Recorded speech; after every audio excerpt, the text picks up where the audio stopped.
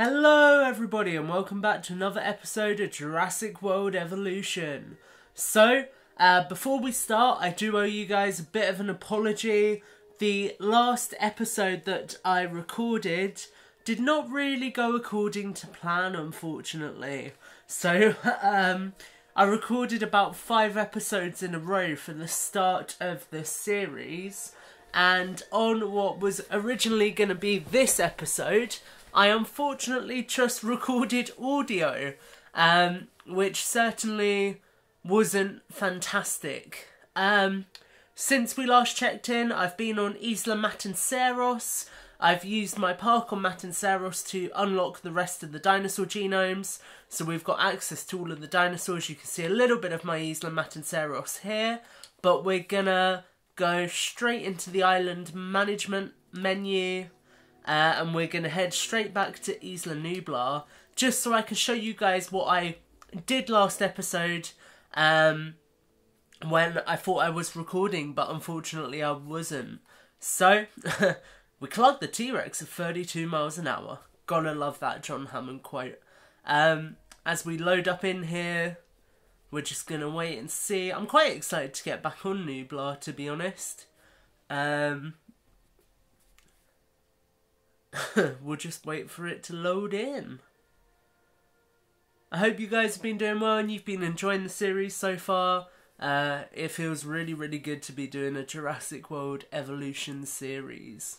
So, enjoy the ride, Josh, Gyrosphere Operator. There's some super interesting choices of quotes in this. Yeah. Cool, we're finally loaded in. We're going to skip the little overlook and get straight to the park. So, the main thing I added last time, you can see here, is a brachiosaur paddock. So, this was really the focus of the last episode. You can see they've got quite a big enclosure with lots of space. I added some shops in here and another paddock here. I'll be honest with you, I think I was putting Parasaurolophus in here. I think that's what I said last episode.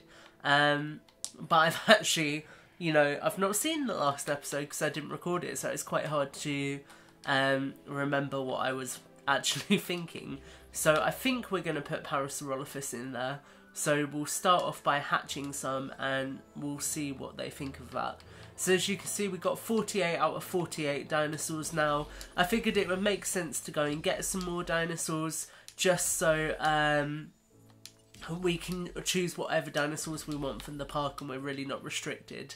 So I think I went and got all of them to 100% vitality as well. So I think the plan here was to kind of put some small carnivore. Oh my god, what is going on with my words today? Clearly I've got Carnotaurus on the brain. We're going to put some carnivore paddocks kind of along the back here. And then we've got a space for walkways in between. Probably have the Tyrannosaurus over here. Yeah, so we've got little bits of work left to do. But I think we're going to kind of get all of these enclosures for the good old herbivores sorted today. So we'll make one that's got Parasaurolophus in it. I'm quite tempted to hatch Camarasaurus and see if it will go in here. Ah man, one of our Parasaurolophuses failed. We'll put another one in. And then really we'll go from there. So obviously we do have the Indoraptor paddock and the... Which one did I say was which? This was the Indoraptor paddock, wasn't it? And the Indominus paddock to fill at some point. So we'll go for them. I've got all our beautiful galleys and our Edmontosauruses, Triceratops and Stegosaurus. I think I may have added the Triceratops in here last episode, possibly. They may have been in here the episode before, I can't quite remember. But you can see absolutely beautiful looking Triceratops. Let's go take a look at this enclosure. Gorgeous Struthiomomus. I absolutely love all of the dinosaurs in this game, I really, really do. And the beautiful Edmontosaurus. It's just that the dinosaurs in it are really, really well done. The animation team, Nick Rogers and all his amazing guys and gals did a really, really awesome job with all of the dinosaurs. and everyone who kind of textures them and has done the artwork for them has done a really, really nice job. I really enjoyed just taking some time to look at them. Look at the Stegosaurus. Absolutely beautiful. So, obviously we've got herbivores here. I'm then thinking we might make this corner here some carnivores maybe. I've not decided yet. Possibly carnivores. Or maybe one more herbivore paddock going into some carnivores, which will start up here. I think like maybe here we'll have a Deinonychus possibly. See, I'm kind of thinking maybe we put a big carnivore here, just because I'd really like to have space for quite a few big carnivores, and we are starting to run low on space, so we'll see what we do. We might be able to fit more than one herbivore species in here, like we might put Sinoceratops in with the Parasaurolophus, and if we're able to do that, then that will really... Yeah, do you know what? I reckon Sinoceratops in the Parasaurolophus exhibit will work really, really well. And then we'll put... I kind of really, really want to hatch the Giganotosaurus and maybe put that in here. So we'll have a play with that. We'll really figure out where we want everything to be.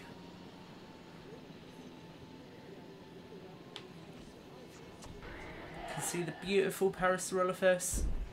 Very, very popular dinosaur.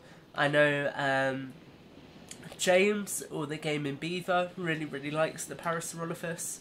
And I can see why. It's a very, very beautiful dinosaur. And Parasaurolophus is actually one of the dinosaurs which is featured at the Natural History Museum in London.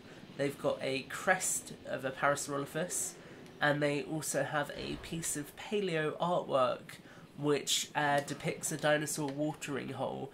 And I can't get my words out. Parasaurolophus is one of the dinosaurs which is featured on there. So, really, really beautiful dinosaur.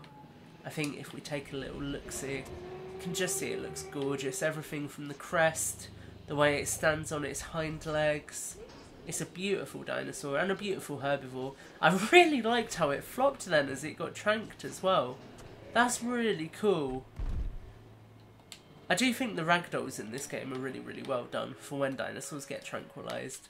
So while we trank our last two, we'll get transport teams ready, take these guys over here, make sure they're happy with this paddock.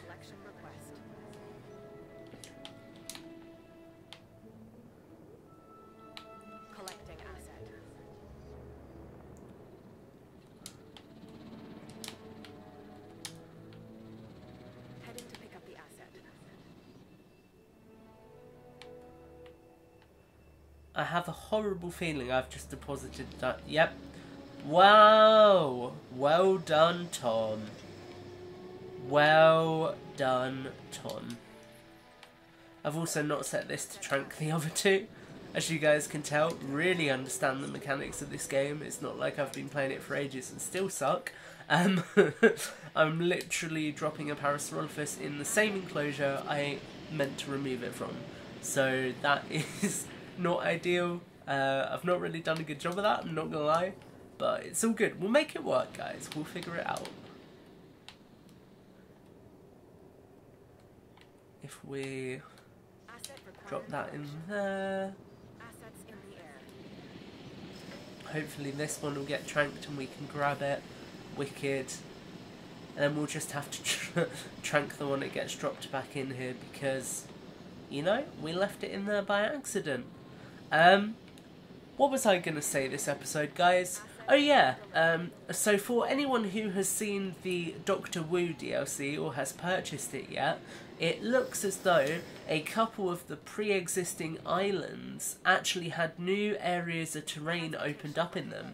So you'll see, like on here for example, you could potentially terraform, not really so much here actually because it's quite mountainous for most parts, but on some of the other maps, like, maybe you see like areas down here and then beyond further down there, they look like they would still be part of the park.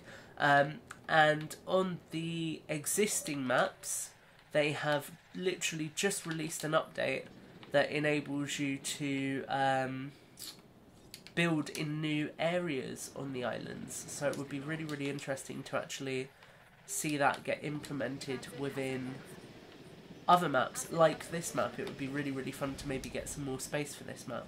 Want to make sure we're giving this guy enough. Yeah, so it is literally just their social score they need, which is fine. We're going to have plenty of dinosaurs getting dropped off in here. Transport teams. We'll wait for this guy over here to get tranked. And then we're going to hatch some Sinoceratops to go in with them as well. I think that's kind of a safe bet.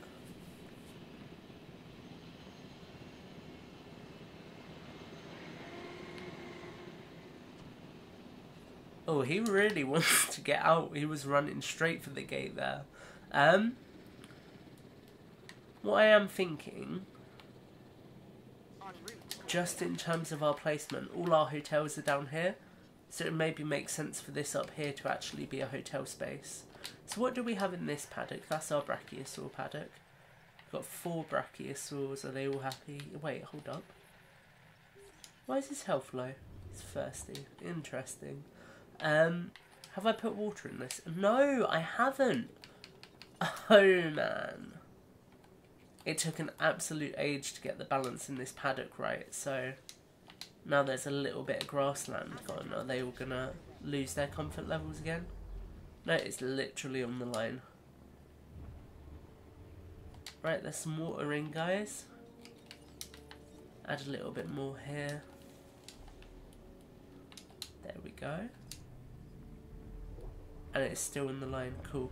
Right, there's water points in their paddock now, so they can get some water, so hopefully they'll be okay. But what I was going to say is it would maybe make sense to put a hotel up in this corner. Just kind of chilling out, maybe push back here. And then what we'll do is weave this nice path up into it. So I kind of want to have that straight and then weave it down. Yeah. There we go, that's kind of what we're looking for. And then we'll put a bar and a restaurant in here as well.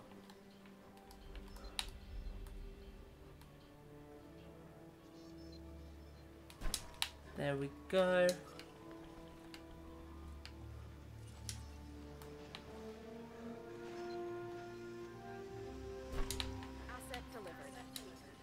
I think we'll also put something like a bowling alley in if we have the space.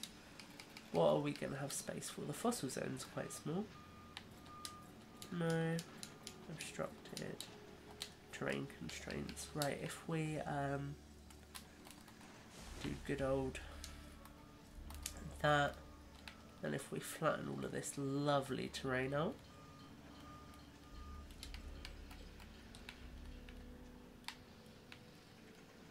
then we should, in theory, I can see a dip right next to the hotel that I have a horrible feeling it's not going to let me build in. Still got terrain constraints. Well,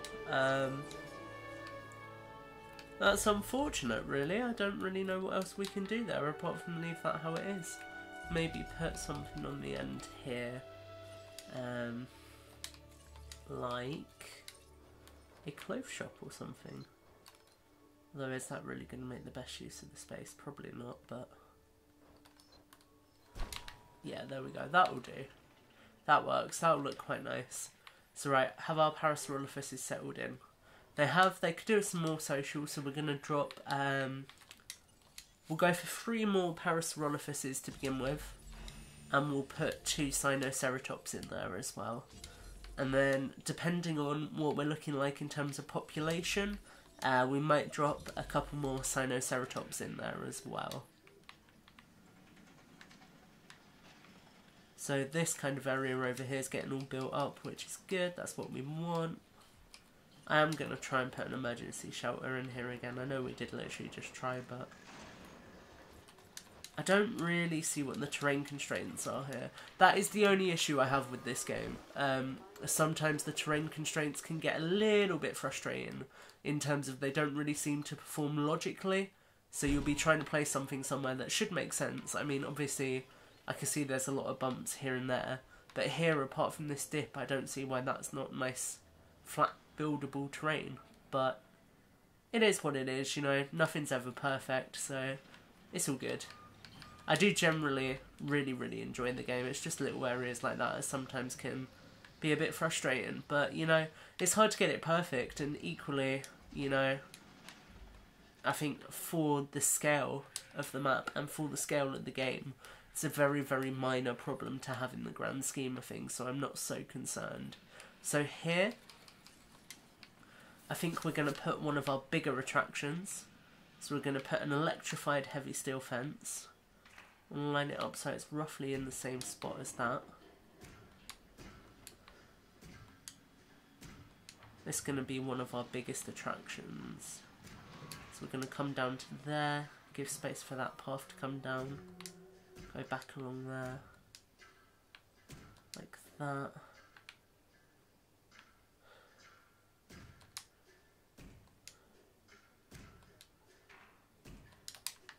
There we go.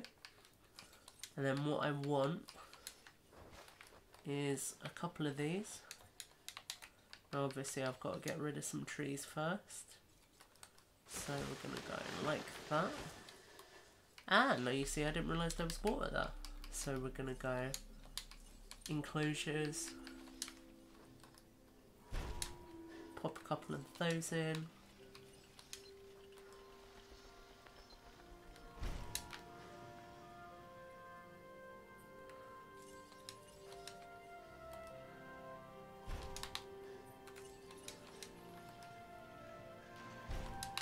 And I have absolutely no clue what kind of environment the Giganotosaurus thrives in.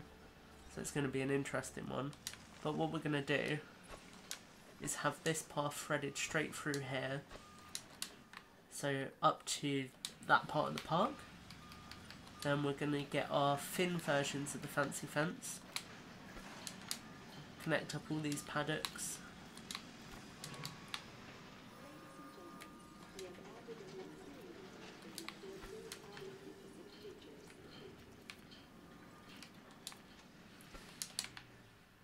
Like that, and we're then also going to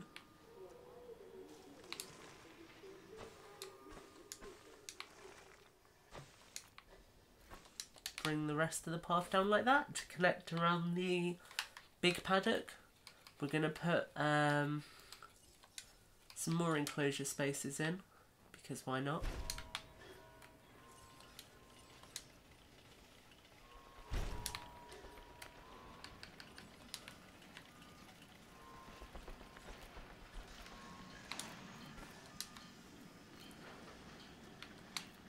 And that is that paddock ready to have something put in it eventually. Definitely a larger carnivore. And then we've got some space down here for a couple of big carnivore paddocks and some small carnivore paddocks here. Then I think we'll be done. So, what we're going to do is get our herbivores that are ready to hatch.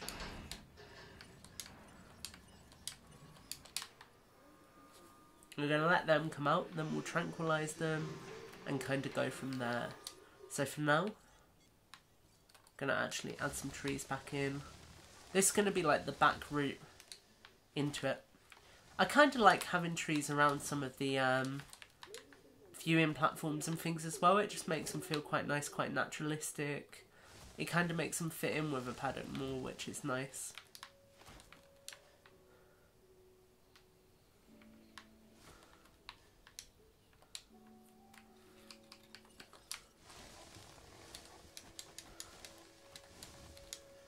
So we'll probably do like that for now until we know what kind of environment it likes. It might be that there's not enough space in here for it at all, in which case we'll put something else in, like the Metriacanthosaurus or the Allosaurus. Make this a little bit smaller. Why can I not put water in there? Oh, rookie error. There we go.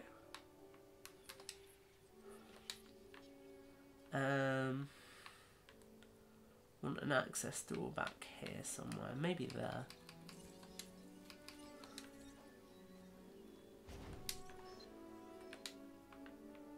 There we go, just so we can access that.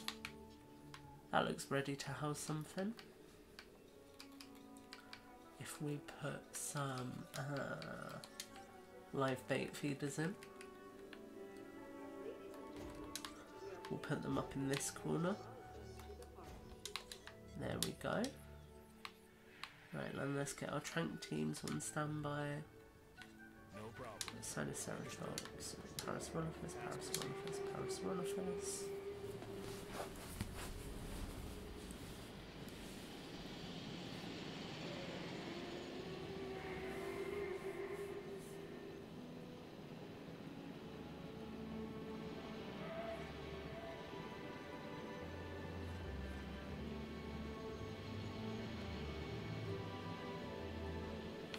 Did I hatch? Yeah. I thought that was a Triceratops for a second. I was really confused. So we got all of these.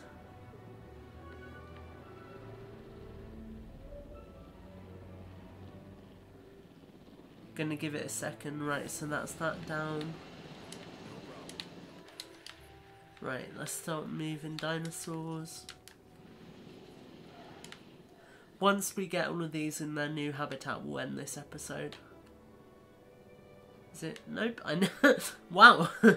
Really far off the right habitat there, Tom. That was close to dropping something into the wrong habitat entirely. Could have been worse though, you know, if I did that with something like a carnivore, then we would have really been in trouble. Drop that in there. Drop that in there. Like so. Is that all of them? I think that's all of them. Yeah, no, maybe. Maybe we still have a Sinoceratops waiting to come out.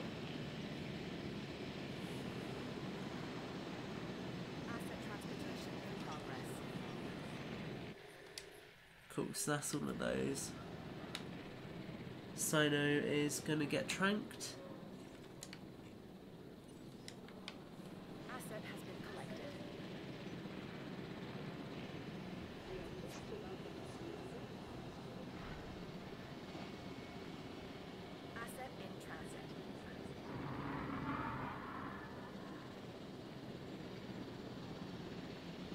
Right, so once this Sino gets tranked, we'll get it over into the paddock with the rest of the dinos. I kind of want to hatch Pachycephalosaurus or Stygimoloch. That is something actually. We had this paddock for Stygimoloch, didn't we? So we will fill that paddock next episode. We'll look at hatching a Giganotosaurus for this paddock next episode. And we'll then look at what carnivores we can kind of fill this area here with. Got quite a bit of space to put a paddock in there. You can see another little paddock in there. A large paddock here. Maybe, yeah, 2 large paddocks there easily. So we'll hatch quite a few carnivores over the course of the next few episodes. Once we've used up all our space, we'll do a little cinematic showcase of everything we've hatched, and then that will be my dream park completed, which is quite a scary thing to say, but I think we're looking really, really good. I'm really happy with how this is looking. If this is a series that you guys enjoy, then I am certainly interested in doing more episodes in the future. I think we might do some episodes like building something that... Where are you going? Oh, you've dropped a dinosaur off. We might do something like building a park that operates more like a real zoo, things like that. It really all depends on kind of the reception this gets, if you guys want more gameplay, if you don't want more gameplay, all that kind of stuff really. So we're going to wait for this Sinoceratops to get dropped off. How are we looking in terms of our Parasaurolophuses? They're happy, it's not too big a population. Sinoceratops is not going to be happy because there's only one of it. I wish you could click on the dinosaurs while they're hidden in the trees as well. I do find that a bit annoying. Where are you, my friend? You're just chilling back there. Not going to show me your information? No, fantastic. I can see where you are. You're in there. You're back there. Just a little bit. hiding from me. There we go. You're running out now, aren't you? It's almost as if you can sense that there's another one coming. So, population, they're fine, which is fantastic. We can get a couple more Sinoceratops in here for sure. We're just going to bring this path around the back here. Asset delivered.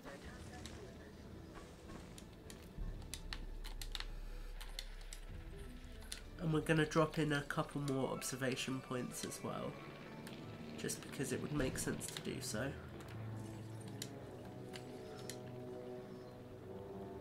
Are you snapping onto the fence there? You are, you're just too close to a dinosaur.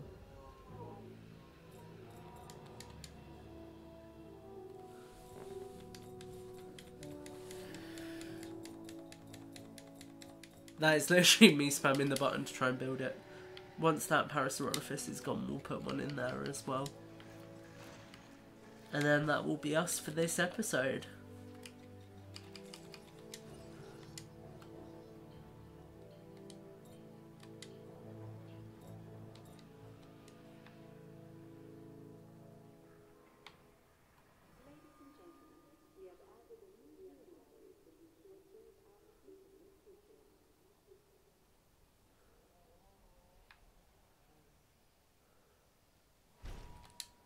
There we go. We'll build the little path.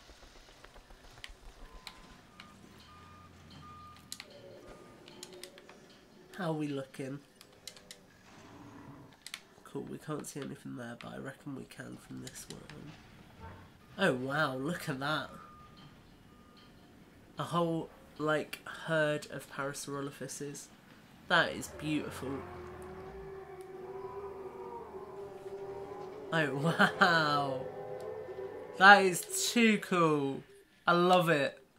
Right, we'll just let this viewing gallery get constructed. Let's hop in, let's take a look at them. Hey, how are you? Oh man, these are so cool. I've never really had many Parasaurolophuses. I've always like had them on my map, but never like enough to be enough of a herd. So that is that encounter, or enclosure even, completed. We're going to take a look at these guys as we wrap up the episode. Really, really hope you guys have enjoyed it. And make sure you join us next time for another episode of Building a Dream here on Jurassic World Evolution. Thanks guys, take care and have a great week.